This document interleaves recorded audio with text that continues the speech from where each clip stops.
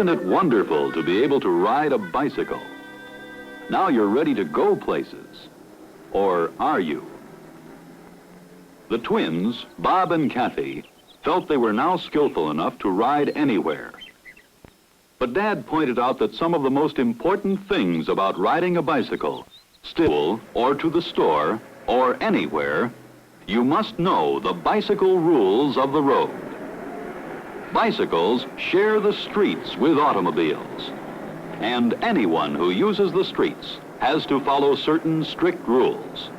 The ones who don't follow the rules can be involved in accidents and get hurt. In 3 out of 4 cases, the accident is the fault of the bike rider. To avoid such accidents, follow the bicycle rules of the road. Let's see what they are. We'll assume your bicycle is always in good riding condition. Here is rule number 1.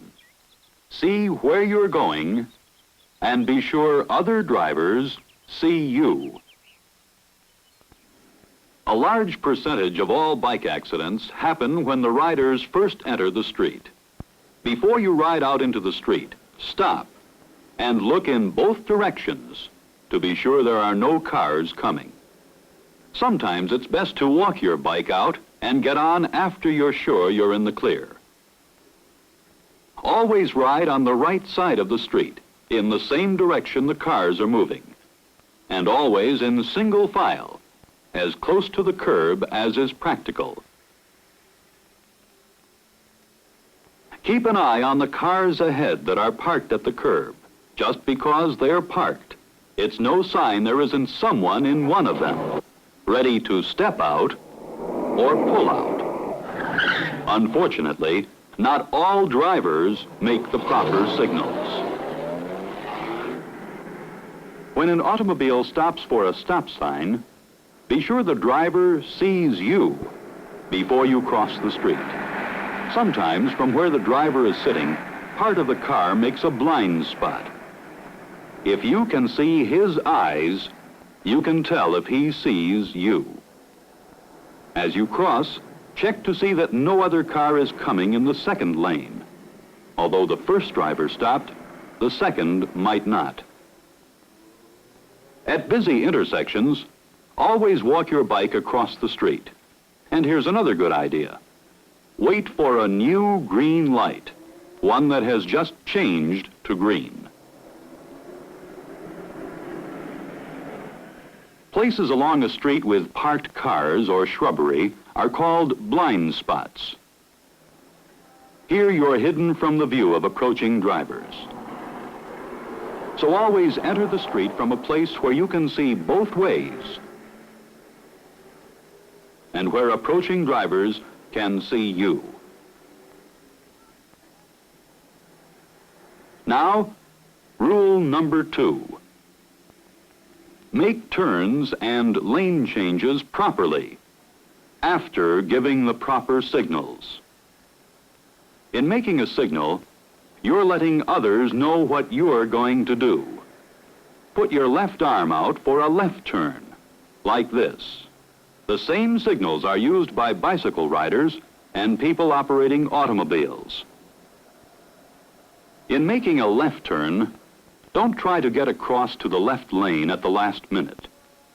Allow yourself time to get to the turning position safely. But just giving the signal does not give you the right to turn without being sure it's safe.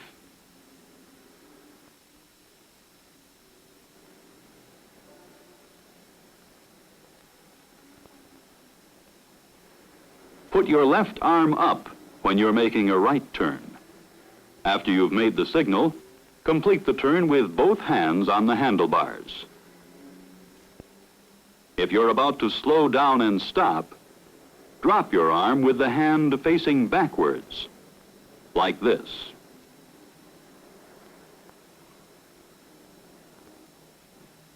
It's important to give moving cars plenty of room, because even when the driver wants to, he can't stop instantly.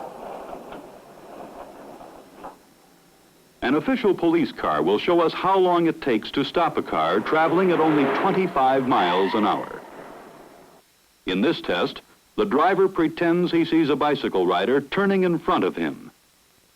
He wants to stop right away, but his car has already gone 30 feet before his foot gets to the brake pedal. Then, after he steps on the brake, it takes another 30 feet to stop the car. This is 60 feet in all, or more than 10 times the length of your bicycle. Cars that are traveling faster, and many of them do, take much longer to stop. Let's see how a bicycle rider does in the same test. Traveling at average speed, you cover 10 feet before you can reach the brake. Then another 25 feet before the bicycle is stopped. So give yourself plenty of room. Both you and the cars take longer to stop than you think. Now here's rule number 3. Obey all signs and signals. When the sign says stop, come to a complete stop and look in both directions before starting again. When a traffic light turns yellow, you stop, because that's a warning it's going to turn red right away, and you won't have time to make it. Of course, you always stop when the light is red. The best time to go is when the light has just turned green. If the intersection is busy, use the crosswalk. But remember, the crosswalk is not like a fence that can actually stop cars. You yourself must still be alert and careful. What does happen when an automobile hits a bicycle?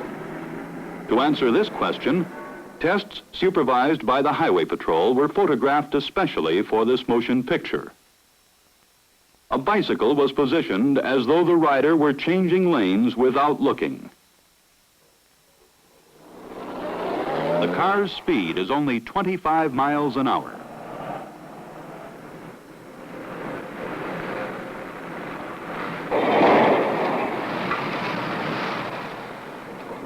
Even at this low speed, a bicycle is no match for an automobile.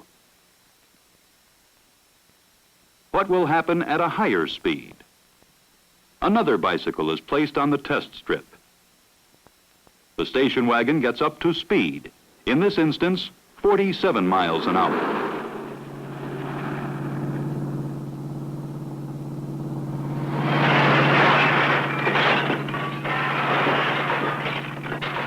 The driver and our car are okay. The bicycle is not. But then, automobiles and bicycles never did mix well together. Several months have passed. The twins have become such good observers of the bicycle rules of the road that Dad thinks he can let them check out young brother Bill. Let's see how well you remember the rules. Let's just go through the motions and see if you can remember them. All right, Bob. What was rule number 1?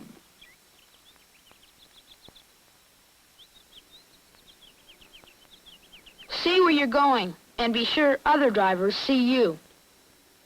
See where you're going, and be sure other drivers see you. Okay. Kathy, what was rule number 2? Make turns and lane changes properly after giving the proper signals.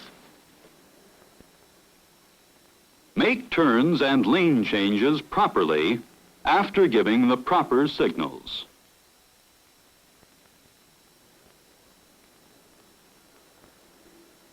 Now for rule 3. Twins, what was rule 3? Obey all signs and signals. Obey all signs and signals. bicycle riding is fun. To be sure it's a safe and fun way of getting anywhere, remember and follow the bicycle rules of the road.